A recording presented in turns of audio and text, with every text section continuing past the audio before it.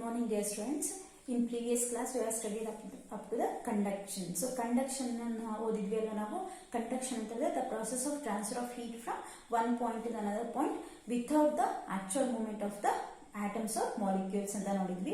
So ಕಂಡಕ್ಷನ್ಗೆ ಒಂದು example ಕೂಡ ಕೊಟ್ಟಿದ್ದೆ ನಾನು. ಒಂದು ಮೆಟಲ್ ರಾಡ್ ಅನ್ನ ಹೀಟ್ ಮಾಡಬೇಕಾದ್ರೆ ಹೇಗೆ ಮಾಲಿಕ್ಯೂಲ್ಸ್ ತನ್ನ ಎನರ್ಜಿನ ಟ್ರಾನ್ಸ್ಫರ್ ಮಾಡುತ್ತೆ ಅಥವಾ ಆಟಮ್ಸ್ ತನ್ನ ಎನರ್ಜಿನ ಟ್ರಾನ್ಸ್ಫರ್ ಮಾಡುತ್ತೆ ಅಂತ ಹೇಳ್ಬಿಟ್ಟು ಒಂದು ಎಕ್ಸಾಂಪಲ್ ಕೂಡ ಲಾಸ್ಟ್ ಕ್ಲಾಸ್ ಅಲ್ಲಿ ನೋಡಿದ್ವಿ ಅಲ್ವಾ. So let us go to the convection. So convection ಅಂತ ಹೇಳಿದ್ರೆ ನಾವು ಏನು ಹೇಳಿದ್ವಿ definition, the process of transfer of heat from one point to the another point with the actual movement of atoms or molecules ಅಂತ ಹೇಳಿದ್ವಿ ಅಲ್ವಾ. So means there is a actual movement of the atoms or molecules. atoms ಮತ್ತೆ molecules ನ actual movement ಇರುತ್ತೆ. ಆ ಒಂದು process ನ ನಾವೇನ್ ಹೇಳ್ತೀವಿ ಕನ್ವೆಕ್ಷನ್ ಅಂತ ಹೇಳ್ತೀವಿ. ಸೊ ಕನ್ವೆಕ್ಷನ್ ಗೆ ನಾನು ಬಾಯ್ಲಿಂಗ್ ಆಫ್ ವಾಟರ್ ಒಂದು ಎಕ್ಸಾಂಪಲ್ ಕೊಟ್ಟಿದ್ದೆ. So boiling of water example ಹೇಳಬೇಕಾದ್ರೆ ಏನ್ ಹೇಳಿದ್ವಿ ನಾವು, ವಾಟರ್ ನ ಬಾಯ್ಲ್ ಮಾಡಬೇಕಾದ್ರೆ ಏನಾಗುತ್ತೆ, ಟಾಪ್ ಲೇಯರ್ ಇರುವಂತ ಮಾಲಿಕ್ಯೂಲ್ಸ್ ಏನಾಗ್ತಾ ಹೋಗುತ್ತೆ ಕೆಳಗಡೆ ಬರುತ್ತೆ, ಕೆಳಗಡೆ ಇರುವಂತ ಮಾಲಿಕ್ಯೂಲ್ಸ್ ಟಾಪ್ ಲೇಯರ್ ಹೋಗ್ತಾ ಹೋಗುತ್ತೆ. ಈ ತರ ಏನಾಗ್ತದೆ, there is a shuffling of the water molecules ಅಲ್ವಾ. ಸೊ ಈ ಪ್ರೊಸೆಸ್ ನಾವೇನ್ ಹೇಳ್ತೀವಿ ನಾವು ಕನ್ವೆಕ್ಷನ್ ಅಂತ ಹೇಳ್ತಾ ಹೋಗ್ತೀವಿ. ಸೊ ಈ ಕನ್ವೆಕ್ಷನ್ ಈ ನಮ್ಗೆ ನ್ಯಾಚುರಲಿ ಕೂಡ ನಮ್ಗೆ ಏನಾಗುತ್ತೆ ಈ ಪ್ರಾಸೆಸ್ ಅಕ್ಕರ್ ಆಗುತ್ತೆ. So here that is called as convection cycles ಅಂತ ಹೇಳ್ತೀವಿ. ಸೊ ಕನ್ವೆಕ್ಷನ್ ಸೈಕಲ್ಸ್ ನ ಎಕ್ಸ್ಪ್ಲೈನ್ ಮಾಡಬೇಕಾದ್ರೆ ಲ್ಯಾಂಡ್ ಅಂಡ್ ಸಿ ಬ್ರೀಸ್ ಅಂತ ಹೇಳ್ತಾ ಹೋಗ್ತೀವಿ. ಸೊ ಬ್ರೀಸ್ ಅಂತ ಹೇಳಿದ್ರೆ ತಂಗಾಳಿ ಅಥವಾ ತಂಪು ಗಾಳಿ ಅದನ್ನ ಏನ್ ಹೇಳ್ತೀವಿ ನಾವು ಬ್ರೀಸ್ ಅಂತ ಹೇಳ್ತೀವಿ. ತಣ್ಣನೆ ಗಾಳಿ ಬರ್ತಿರ್ತವ ಅದನ್ನ ಬ್ರೀಸ್ ಅಂತ ಹೇಳ್ತಾ ಹೋಗ್ತೀವಿ. ಇಲ್ಲೂ ಕೂಡ ಲ್ಯಾಂಡ್ ಮತ್ತೆ ಸಿ ಬ್ರೀಸ್ ಅಂತ ಹೇಳ್ತಾ ಹೋಗ್ತೀವಿ. ಹೇಳ್ಬಿಟ್ಟು ಕನ್ವೆಕ್ಷನ್ ನ ಎಕ್ಸ್ಪ್ಲೈನ್ ಮಾಡ್ಕೊಳ್ತಾ ಹೋಗೋಣ. ಸೊ ಇಲ್ಲಿ ಡಯಾಗ್ರಾಮ್ ಕಾಣಿಸಿದೆ ಅನ್ಸುತ್ತೆ ಇಲ್ಲಿ. So day time, during day time ಅಲ್ಲಿ ಏನಾಯ್ತು, ಸನ್ ಇರುತ್ತೆ. ಸನ್ನಿಂದ ಏನಾಗುತ್ತೆ, ಒಂದು ಏರ್ ಮಾಲಿಕ್ಯೂಲ್ಸ್ ಎಲ್ಲ ಹೀಟ್ ಆಗಿಬಿಟ್ಟು and there is a shuffling of the air molecules forming the air current. ಅಂದ್ರೆ ಏರ್ ಮಾಲಿಕ್ಯೂಲ್ಸ್ ಏನಾಗ್ತದೆ ಶಫಲ್ ಆಗ್ತಾ ಹೋಯ್ತು, ಏರ್ ಕರೆಂಟ್ ಡೆವಲಪ್ ಆಗ್ತಾ ಹೋಗುತ್ತೆ.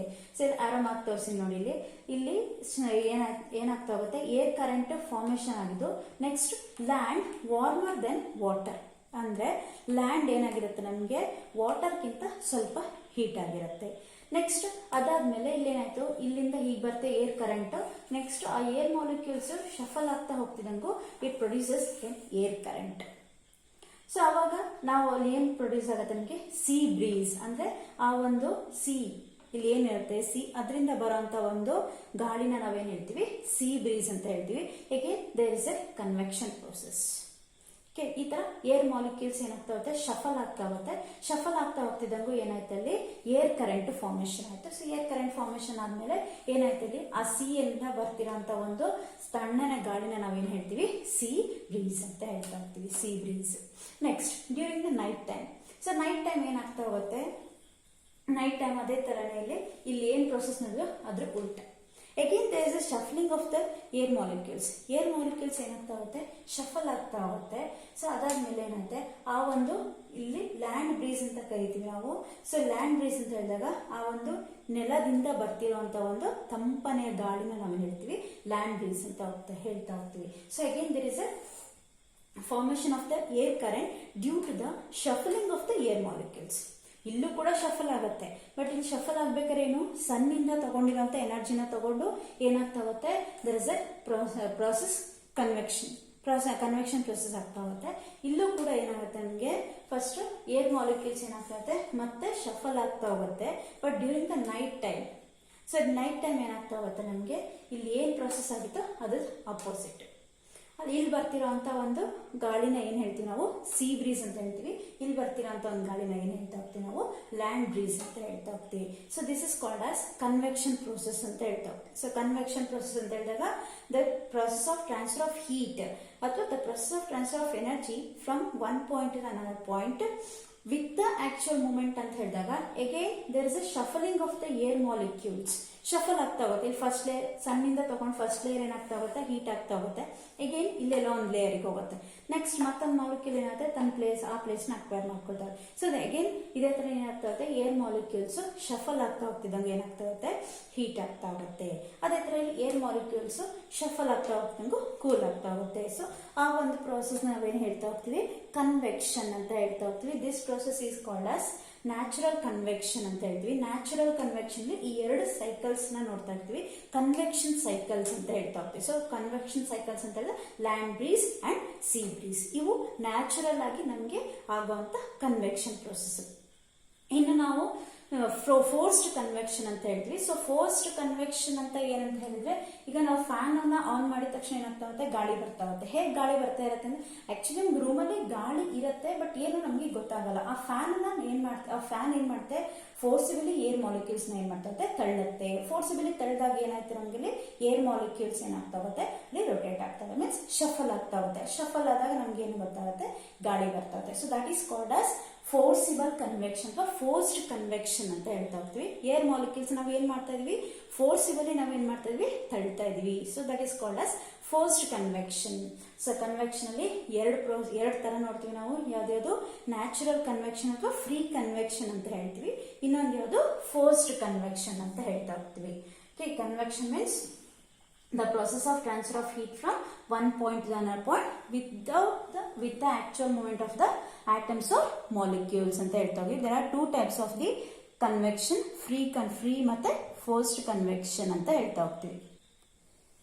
ನೆಕ್ಸ್ಟ್ ರೇಡಿಯೇಷನ್ಗೆ ನಾವು ಡೆಫಿನೇಷನ್ ನೋಡಿದ್ವಲ್ಲ. ಸೊ ರೇಡಿಯೇಷನ್ ಅಂತ ಹೇಳಿದ್ರೆ the process of transfer of heat from one point to the another point without any intervening media ಅಥವಾ without any aid of the intervening media ಅಲ್ವಾ. ಯಾವುದೇ media ಇಲ್ಲದೆ ನಮಗೆ ಒಂದು ಪಾಯಿಂಟಿಂದ ಇನ್ನೊಂದು ಪಾಯಿಂಟ್ಗೆ ಹೀಟ್ ಟ್ರಾನ್ಸ್ಫರ್ ಆಗ್ತಿದೆ ಅಂತ ಹೇಳಿದ್ರೆ ಅದನ್ನ ಏನಂತ ಹೇಳಿದ್ರೆ ನಾವು ರೇಡಿಯೇಷನ್ ಅಂತ ಹೇಳ್ತೀವಿ. ಸೊ ರೇಡಿಯೇಷನ್ಗೆ ಒಂದು ಎಕ್ಸಾಂಪಲ್ ನ ನೋಡೋಣ ನಾವು.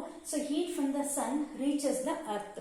ಸೊ ಸನ್ ಇಂದ ಡೈರೆಕ್ಟ್ ಆಗಿ ನಮಗೆ ಹೀಟ್ ರೀಚ್ ಆಗ್ತಿದೆ ಅಂತ ಹೇಳಿದಾಗ ಆ ಪ್ರೋಸೆಸ್ ನ ನಾವು ಏನ್ ಹೇಳ್ತೀವಿ, ನಾವು ರೇಡಿಯೇಷನ್ ಅಂತ ಹೇಳ್ತೀವಿ. ನಮ್ಗೆ ಅಲ್ಲಿ ಯಾವುದೇ ಮೀಡಿಯಾ ಇಲ್ಲ, ನಮ್ಗೆ ಡೈರೆಕ್ಟ್ ಸನ್ ಇಂದ ನಮ್ಗೆ ಏನಾಗ್ತಿದೆ, ನಮ್ಗೆ ಅರ್ತಿಗೆ ಬರ್ತಾ ಇದೆ ನಮ್ಗೆ. ಸೊ ಅವಾಗ ಅದನ್ನ ಏನ್ ಹೇಳ್ತೀವಿ ನಾವು, ರೇಡಿಯೇಷನ್ ಅಂತ ಹೇಳ್ತಾ ಹೋಗ್ತೀವಿ.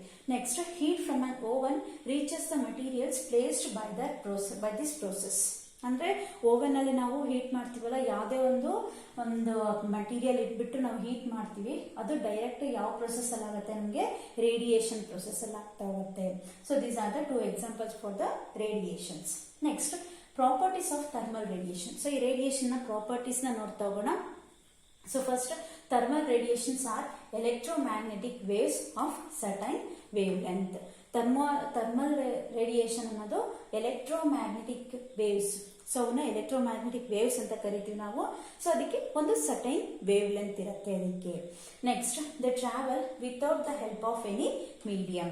ಸೊ ಯಾವುದೇ ಹೆಲ್ಪ್ ಇಲ್ದೇನೆ ಏನ್ ಮಾಡುತ್ತೆ, ಅದು ಡೈರೆಕ್ಟ್ ಆಗಿ ಒಂದು ಪಾಯಿಂಟ್ ಇಂದ ಇನ್ನೊಂದು ಪಾಯಿಂಟ್ಗೆ ಏನಾಗ್ತಾ ಹೋಗುತ್ತೆ, ಹೀಟ್ ಟ್ರಾನ್ಸ್ಫರ್ ಆಗ್ತಾ ಹೋಗುತ್ತೆ. ಸೊ ದಟ್ ಈಸ್ ಪ್ರಾಪರ್ಟೀಸ್ ಏನು ನೋಡಿದ್ವಿ ನಾವು. Thermal radiations are electromagnetic waves of certain wave length.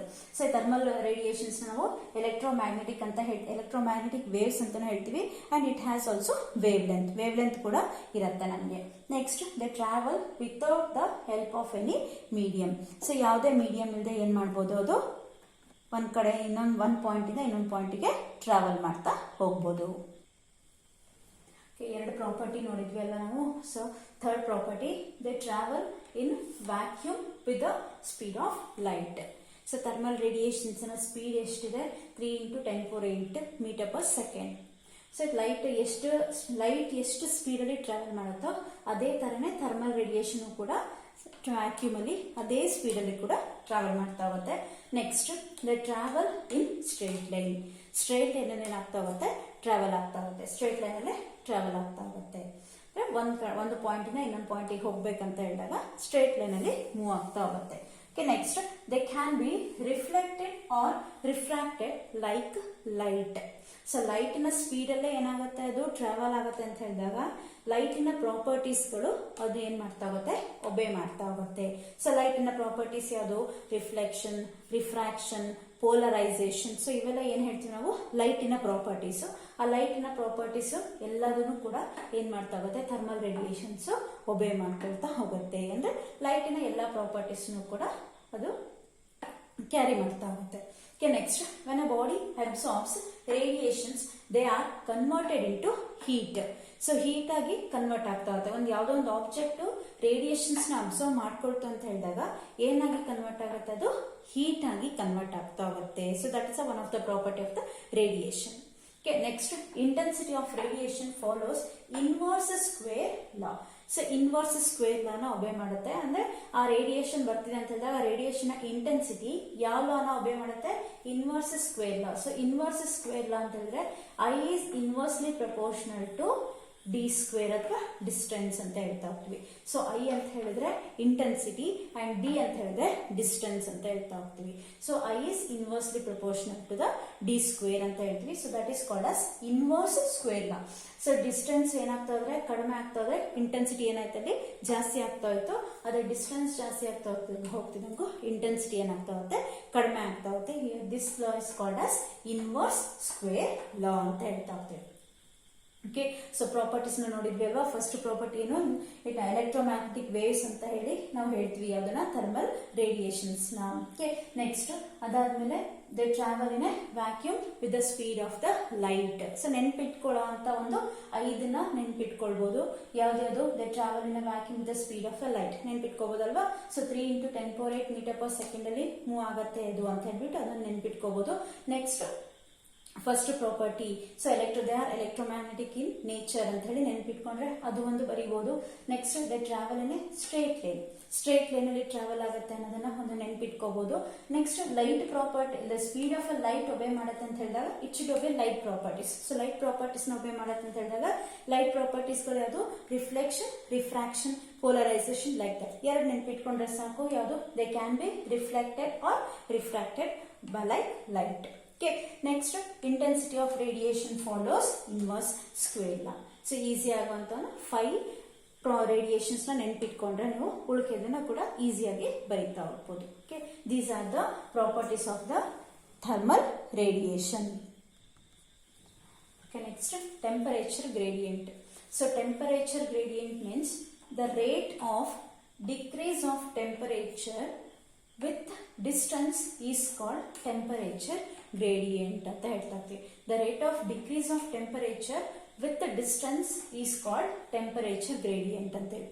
So consider a metallic rod. ಒಂದು ಮೆಟಾಲಿಕ್ ರಾಡ್ ನ ಕನ್ಸಿಡರ್ ಮಾಡ್ಕೊಂಡು ಒಂದು small area of cross section. So A ಮತ್ತೆ ಬಿ ಅನ್ನೋದು ಎರಡು ಮೆಟಾಲಿಕ್ ಏನ್ ತಗೊಂಡಿದೀವಿ ನಾವು, ಒಂದು ಮೆಟಾಲಿಕ್ ಬಾರ್ ನ ಅದರದ್ದು face A, face B.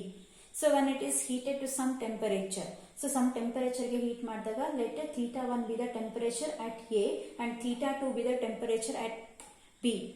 Let L be the distance between A and B. A and B ಮಧ್ಯೆ ಇರುವಂತ ಡಿಸ್ಟೆನ್ಸ್ ಏನಾಗಿರುತ್ತೆ, L ಆಗಿರುತ್ತೆ ಅಂತ ಹೇಳಿದಾಗ, so the ratio of these two quantities, so that is θ1 minus θ2, the rate of decrease of temperature with the distance. So here decrease of temperature means the difference between those two ends. So the temperature difference between those two ends to the length. So length ಅಂತ ಹೇಳಿದ್ರೆ the different distance between those two ends.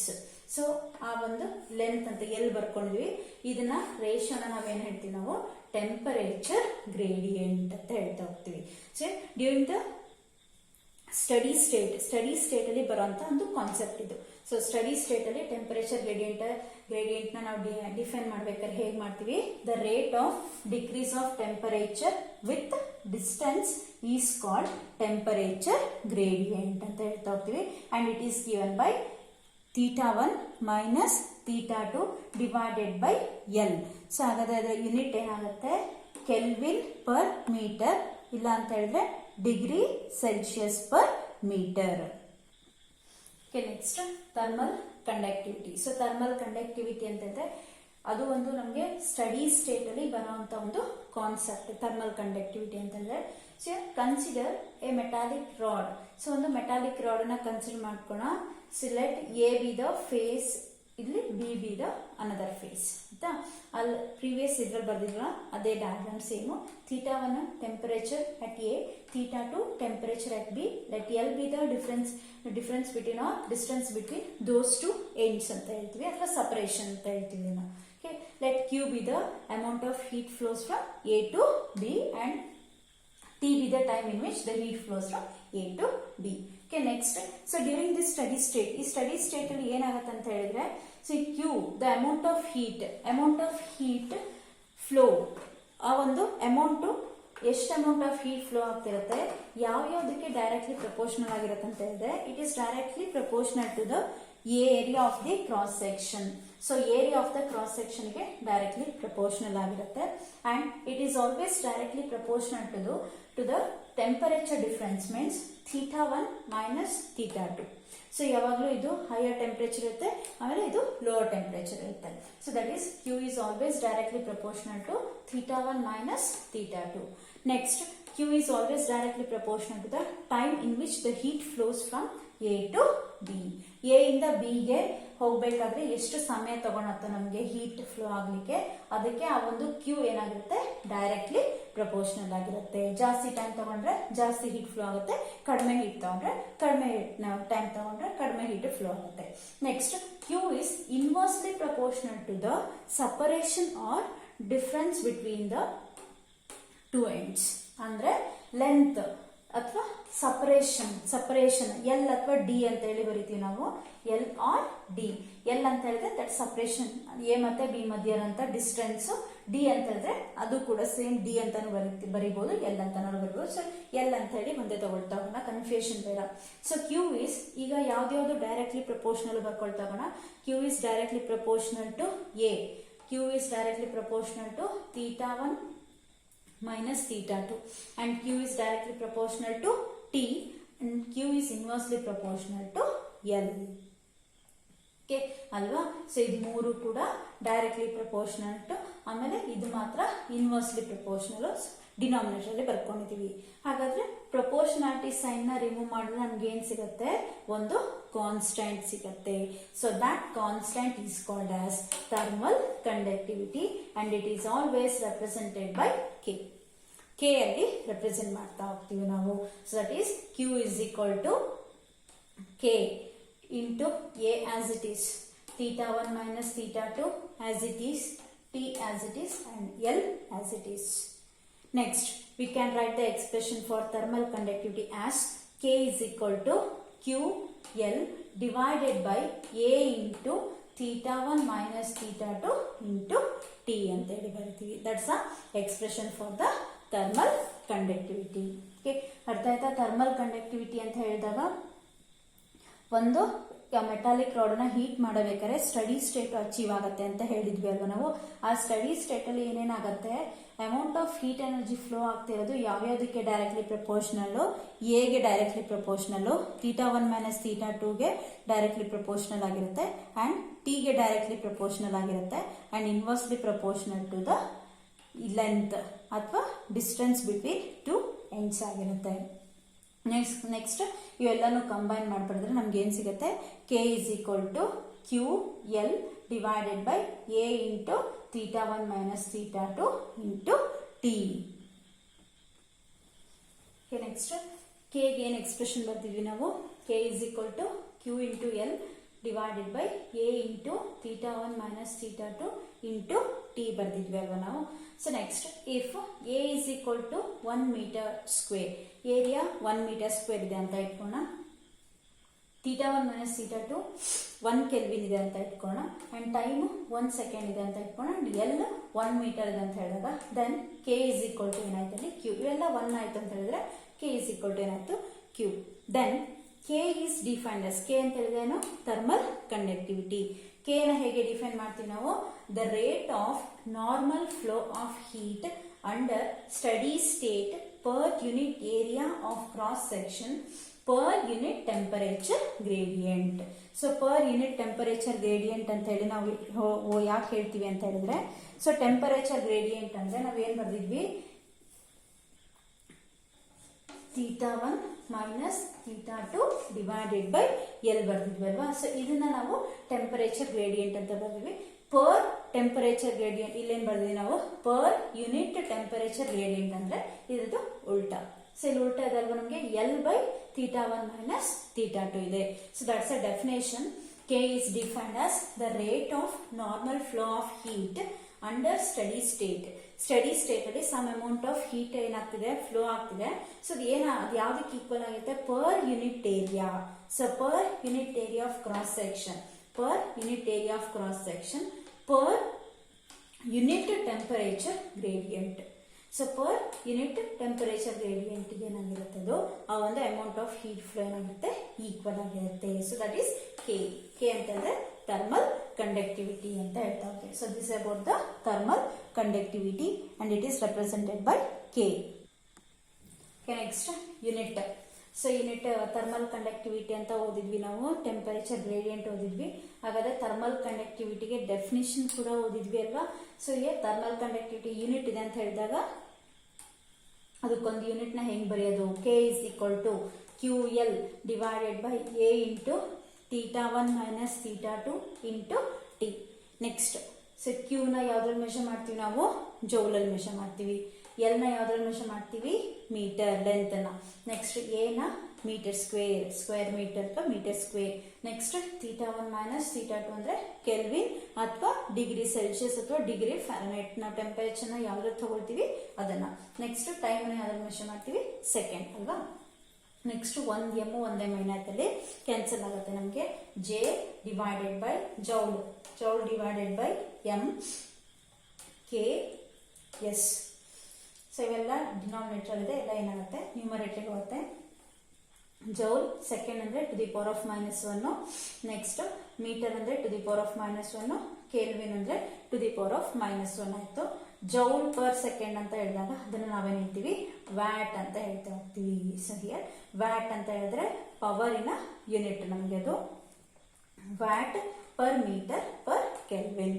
This is the SI unit of the thermal conductivity. So distant thermal conductivity unit ನಮಗೆ watt per metre per kelvin. So ಏನೇನು ಈ ಕ್ಲಾಸಲ್ಲಿ ಏನೇನು ನೋಡಿದ್ವಿ ನಾವು? First convection. So convection ಅಂತ ಹೇಳೋದ್ರಲ್ಲಿ 2 types ನೋಡಿದ್ವಿ ನಾವು, ನ್ಯಾಚುರಲ್ ಕನ್ವೆಕ್ಷನ್ ಮತ್ತೆ ಫೋರ್ಸ್ಡ್ ಕನ್ವೆಕ್ಷನ್ ಅಲ್ವಾ. ನೆಕ್ಸ್ಟ್ ಅದಾದ್ಮೇಲೆ ರೇಡಿಯೇಷನ್ ಅಂತ ಹೇಳಿದ್ರೆ ಏನಂತ ನೋಡಿದ್ವಿ. ಅದಾದ್ಮೇಲೆ ರೇಡಿಯೇಷನ್ ಪ್ರಾಪರ್ಟೀಸ್ ಆಫ್ ರೇಡಿಯೇಷನ್ ಪ್ರಾಪರ್ಟಿನ ನೋಡ್ತಾ ಹೋದ್ವಿ ನಾವು. ಸೊ ರೇಡಿಯೇಷನ್ ಪ್ರಾಪರ್ಟಿ ಅದರಲ್ಲಿ ಕೆಲವೊಂದು ಪ್ರಾಪರ್ಟಿ ನೆನ್ಪಿಟ್ಕೊಳ್ಳೋ ಅಂತ ಪ್ರಾಪರ್ಟಿನ ಕರೆಕ್ಟ್ ಆಗಿ ಕಲ್ತ್ಕೊಡ್ರಿ ಅದನ್ನ. ನೆಕ್ಸ್ಟ್ ಅದಾದ್ಮೇಲೆ temperature gradient. So temperature gradient ಅನ್ನೋದು ಯಾವ ಸ್ಟೇಟ್ ಅಲ್ಲಿ ಬರುತ್ತೆ? ನಮಗೆ ಸ್ಟಡಿ ಸ್ಟೇಟ್ ಅಲ್ಲಿ ಬರುವಂತ ಒಂದು ಕಾನ್ಸೆಪ್ಟ್ ಟೆಂಪರೇಚರ್ ಗ್ರೇಡಿಯಂಟ್. ಅದ್ರ ಜೊತೆಗೆ ಏನ್ ಕಲ್ತ್ವಿ ನಾವು? ಥರ್ಮಲ್ ಕಂಡಕ್ಟಿವಿಟಿ ಕೂಡ ಕಲ್ತ್ವಿ. So up to the unit of the thermal conductivity. Okay, next class ಕಲಿಯೋಣ. Thank you.